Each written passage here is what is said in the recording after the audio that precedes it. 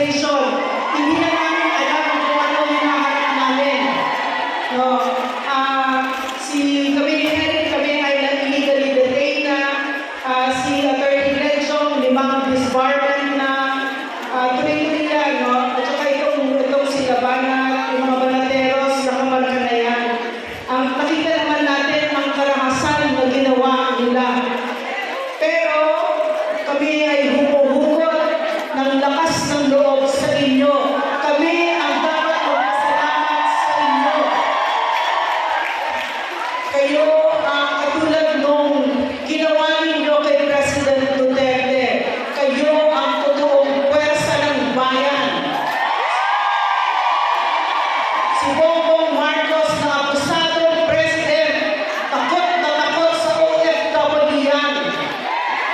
So, bakit? Narinig ko yung sinabi ni Boss Dada, ipakita natin sa kanya ang galit natin sa pang-aabuso niya, sa pagtatanggal ng karapatan natin na mga pinaka-sagrado at pinaka-mataas na karapatan natin. Pakita natin yung galit at puwersa natin. Pero gusto ko rin dagdagan. Pinakita sa atin ng pinakamagaling na president, si Rodrigo Roa Duterte, paano buwan para sa bayan. At ipinakita din niya sa atin paano mahalin ang bayan. So yung galit na yan, dapat manggaling sa pagmamahal natin sa bayan. Tinuruan na tayo ni Rodrigo Roa Duterte paano lumaban at paano mahalin ang bayan. Gawin natin yun.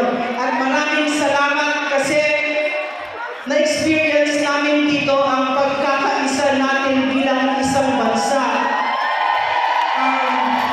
Gusto ko yung tanong ninyo, saan si Pastor?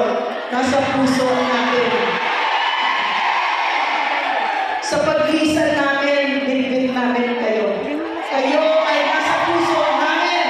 So maraming salamat sa napakadali